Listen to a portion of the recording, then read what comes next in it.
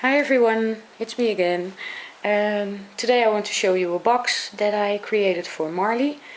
In my latest video I showed you an altered photo frame and a card that I created for her. And I also created, I altered a big box for Marley. She's Crab Marley here on YouTube, and I'll put the link to her channel in the description box below. And I hope you will check her channel out and show her some love. She recently uploaded her first video and I think she did an awesome job. So,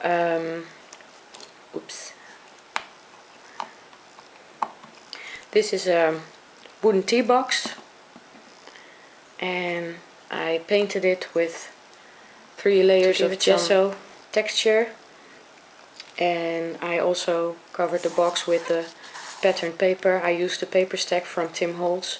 I like to create my projects with the same colors or the same paper line if I have enough paper, so I used it again for this project.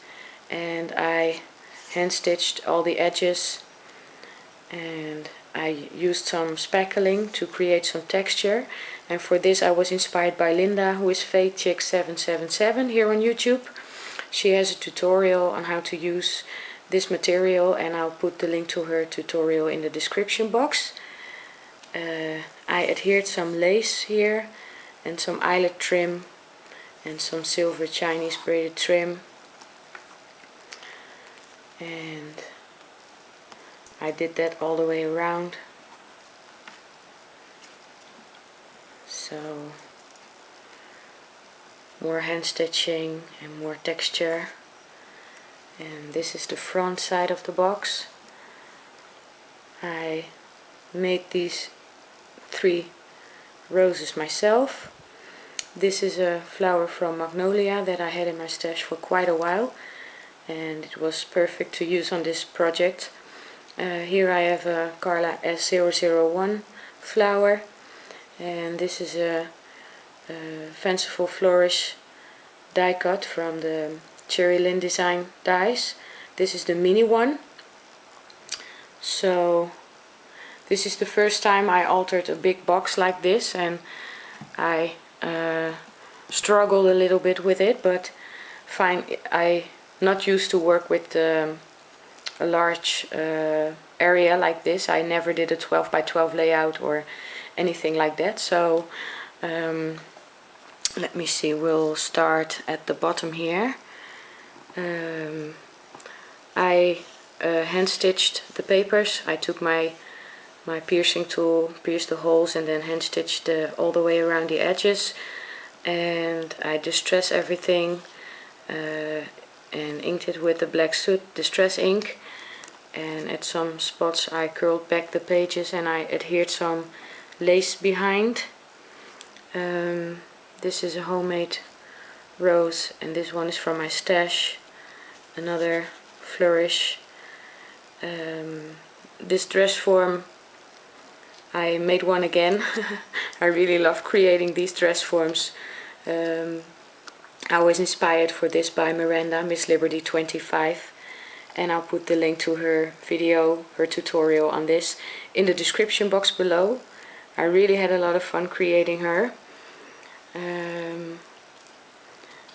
Let me see, this flower, this rose I created myself. This one is a fabric flower from my stash, and this is a magnolia flower with some lace and I believe it's mulberry paper. They come like this, so the only thing I did, I added some stickles and some black distress ink, just a little bit, and I adhered a doily, half a doily here in the background, and the other half is here on top. Oops, I'm knocking the tripod. Here I have a crochet flower that I made and another one on top, and I used this flat back pearl flower center. I ordered it from a online shop here in Holland. I created this little clock. I used my Tim Holtz stamp to stamp it on the paper and then covered it with glossy accents.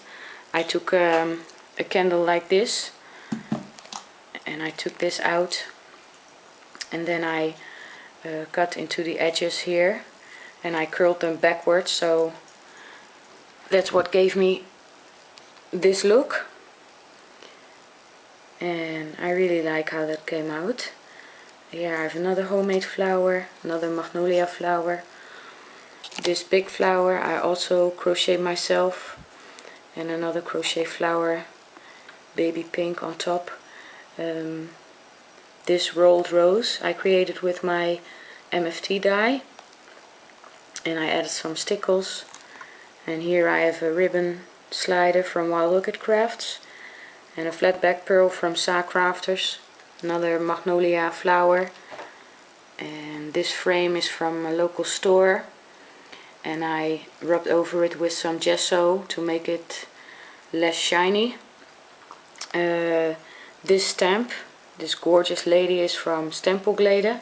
She is called Maribel, and I couldn't find her for quite some time, but now I have my own scrap room, and I have been sorting out all my stuff, and I found her, so I was very happy with that, so I could use her again. I have some lace here and some bling, and let me see, here I have a Tim Holtz flourish, and here's the other one. I don't have the die myself, but my mother-in-law was so sweet to give me some die cuts. So here I have a paper doily flower, and I was inspired for this flower by Juliana. I love vintage scrap, and I'll put the link to her tutorial on how to make your own paper doily flowers in the description box below.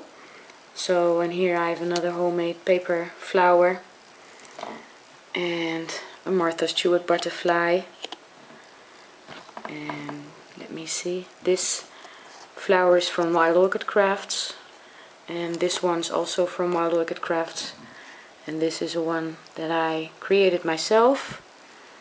And oops, I have to turn it upside down. I created this little banner that says dream.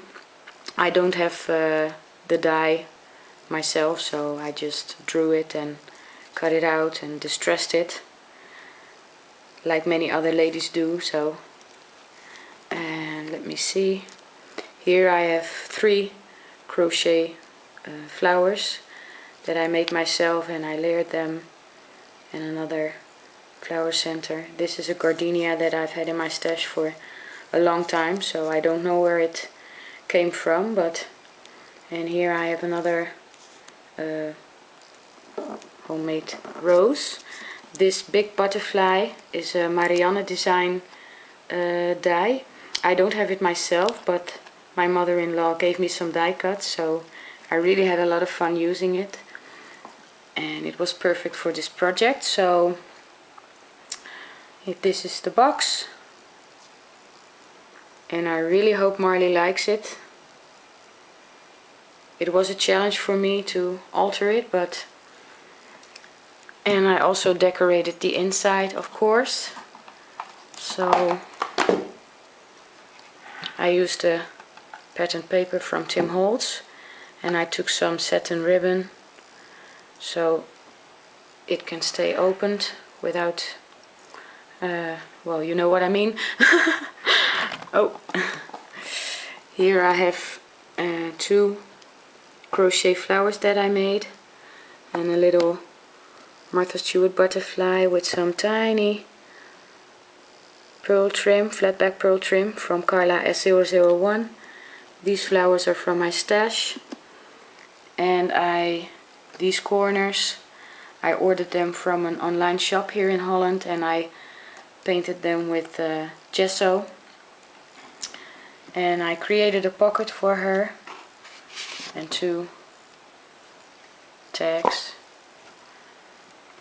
so she can add some pictures or do some journaling, whatever she likes. And of course I'm going to fill this box with some goodies for her, so I hope she likes the box and the things I will put inside. I want to thank you all for watching, and for leaving me such wonderful comments. I really appreciate your support, and I'm still not very comfortable recording in English, but you keep me going with your kind words, and so I hope you like my project, and I wish you a wonderful day, and I'll see you next time. Bye bye.